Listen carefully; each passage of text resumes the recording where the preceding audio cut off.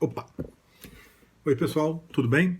Vamos fazer uma revisão para a prova nesta aula, ok? O assunto da prova é formação da União Soviética em 3 momentos distintos. A Revolução Russa de 1917, o governo de Lenin, de 17 a 1924, 1917 a 1924, e o governo de Stalin, que geralmente o pessoal coloca de 24 a 53, só que na verdade de 24 a 28 o Stalin estava lutando para poder suceder o Lenin, triunfa, né, foi bem sucedido, e na prática a gente pode considerar que por essa razão ele já estava governando de 24, mas na verdade ele começa a governar oficialmente a partir de 28. Né? Então de 28 a 53 o governo do Stalin, de 24 a 28 essa luta pelo poder, pela sucessão de Lenin. Então vai ser Revolução Russa, Lenin e Stalin. Muito bem, eu mandei para vocês um documento em Word com as questões dos formulários anteriores sobre esse assunto. Revolução Russa, época do Lenin, né, época do Stalin. Para vocês poderem refazer, né, como uma revisão de estudo para a prova. Além disso, eu coloquei mais 3 novas questões no formulário, né, desta última aula, do mesmo assunto, né, Revolução Russa, Lenin, Stalin, para reforçar essa revisão. Ok?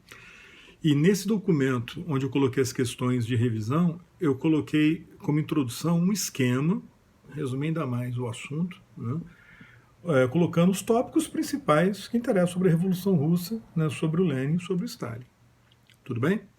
Então, vou fazer a revisão comentando as questões. As questões vão servir de ponte para a gente rever os momentos mais importantes na história da formação da União Soviética.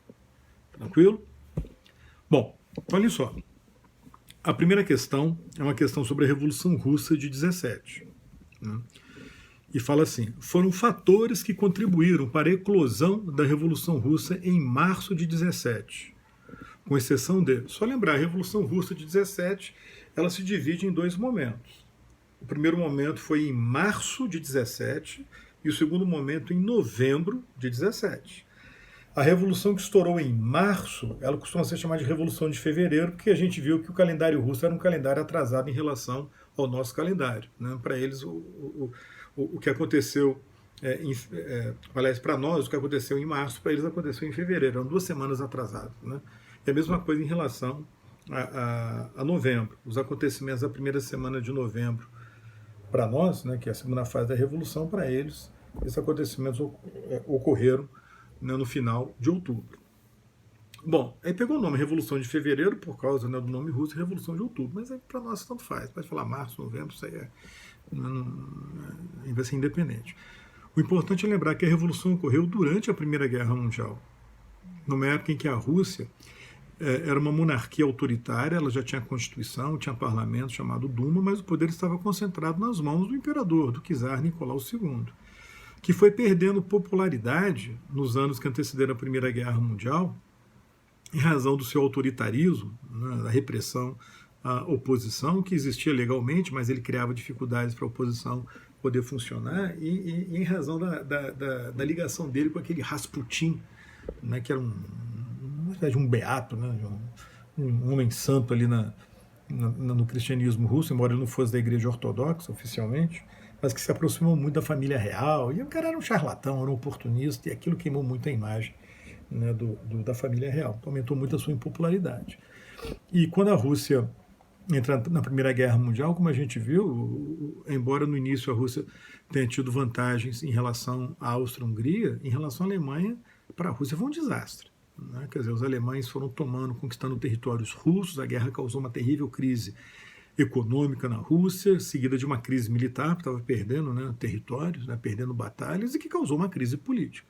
Né? Então, o fator principal que levou à Revolução Russa foi a crise gerada pela Primeira Guerra Mundial. Agora, isso está unido à insatisfação com o czarismo. Se o czar fosse popular, mesmo com a crise gerada, provavelmente a população estaria unida ao redor do czar. Mas como ele era impopular, né, ou perdeu popularidade, especialmente na cidade, no interior, ele até que tinha uma certa popularidade com os camponeses, mas nas cidades, né, onde estava concentrado mais o poder político, ele era cada vez mais impopular junto aos operários, né, junto à classe média, né, e foi perdendo apoio da própria elite. Então aquilo foi fatal, né, para enfraquecer o czarismo. E a guerra foi a gota d'água. Né? Então a guerra foi um desastre para o Nicolau II, que era o czar da época. Então, vamos ver aqui os fatores que contribuíram para a eclosão da Revolução Russa em março de 17, a tal Revolução de Fevereiro. O que não contribuiu, que a questão quer saber.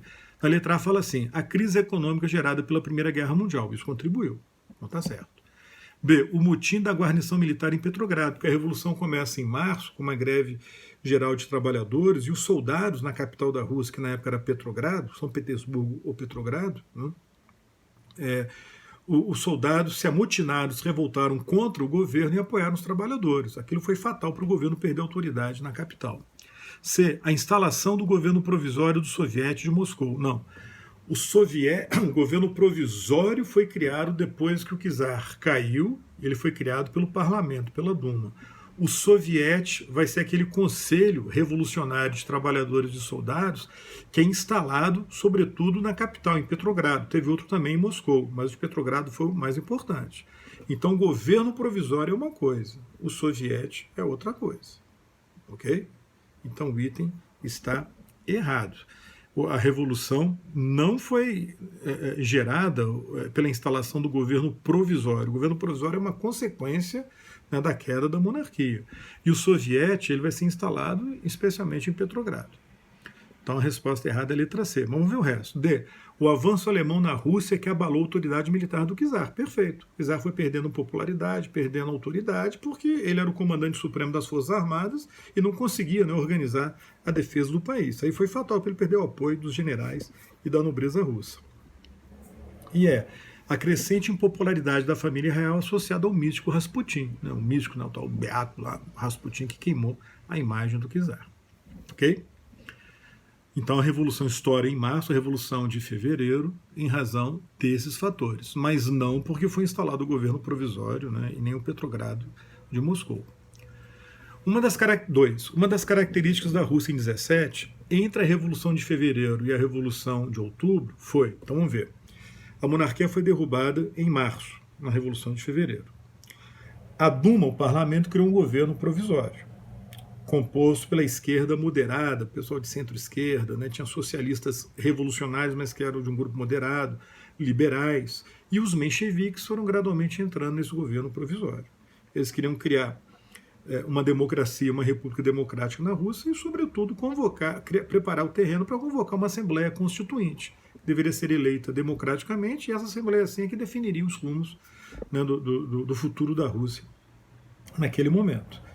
Só que, paralelamente ao governo provisório, foram criados os sovietes, os tais conselhos revolucionários de trabalhadores e soldados, espalhados em várias cidades. Mas o principal, como eu falei, era o soviete da capital, de Petrogrado. Né? No início, esse soviete apoiou o governo provisório.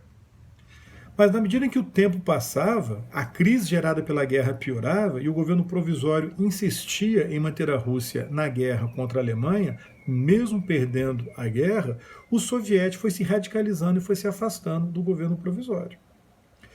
E os bolcheviques, que era o nome antigo, né, dos comunistas, os bolcheviques liderados por Lenin, viraram a principal força de oposição ao governo provisório.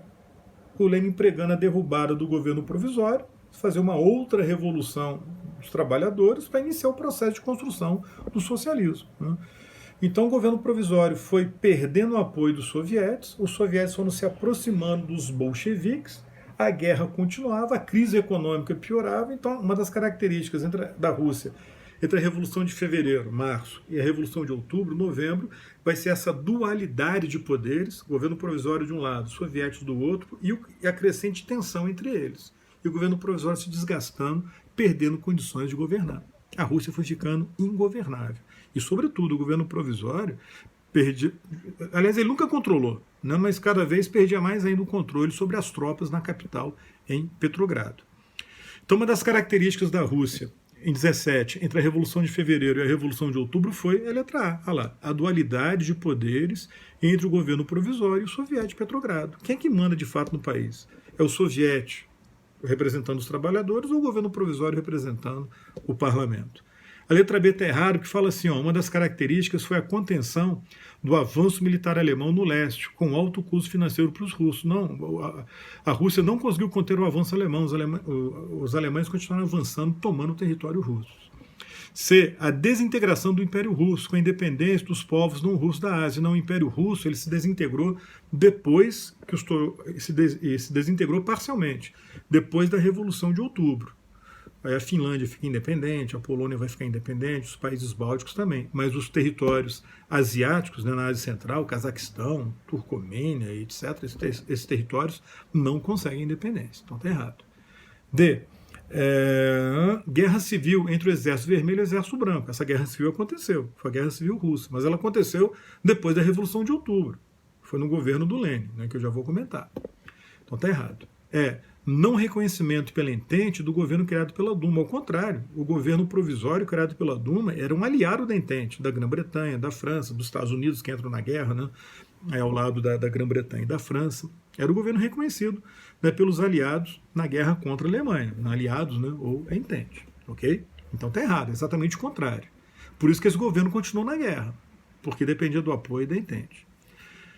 3. Na visão de Lenin em 17, a Rússia estava madura para uma revolução socialista, porque um dos grandes dilemas, né, dos marxistas bolcheviques, né, na Rússia era o seguinte: pela teoria marxista ortodoxa tradicional, uma revolução socialista operária só poderia acontecer num país capitalista altamente industrializado, com uma classe operária que fosse a maioria dos trabalhadores, né, a maioria da população economicamente ativa. Não era o caso da Rússia. Embora a Rússia tenha se industrializado um bocado no início do século XX, antes da Primeira Guerra Mundial, quando estourou a guerra, a Rússia, pessoal, continuava sendo um país muito mais agrário do que industrial. A classe trabalhadora majoritária eram os camponeses, era a classe camponesa, não era o operariado. Embora o operariado fosse numeroso e concentrado em duas cidades, Petrogrado, né, e Moscou, mas no conjunto da população ele era minoritário. Então, como é que você vai fazer uma revolução socialista num país que ainda não está plenamente industrializado, não desenvolveu plenamente um capitalismo de base industrial? Qual foi a interpretação que o Lenin deu, né, para querer fazer uma revolução socialista lá na Rússia? Ele falou o seguinte: olha, realmente a Rússia não é um país industrializado e não tem maioria proletária, isso é verdade. Porém, a Primeira Guerra Mundial vai destruir o capitalismo no mundo inteiro. Então não tem mais futuro para o capitalismo. Nem na Alemanha, nem na Inglaterra, nem na Rússia. E a revolução que vai acontecer vai ser uma revolução internacional, europeia, que vai começar nos países mais atrasados e vai continuar e triunfar nos países mais avançados. Então a revolução na Rússia atrasada vai ser o início de uma revolução operária europeia, que vai triunfar na Alemanha, na Inglaterra e na França. Aí sim, os governos socialistas ou comunistas que surgirem na Inglaterra, na Alemanha, na França, vão ajudar o governo comunista, bolchevique e russo a superar o atraso da Rússia. Então nós temos que iniciar uma revolução na Rússia, que vai ser o estopim para uma revolução europeia. Com isso ele resolveu o dilema de como fazer uma revolução num país atrasado. É porque a Revolução Russa estaria vinculada a uma Revolução Europeia generalizada.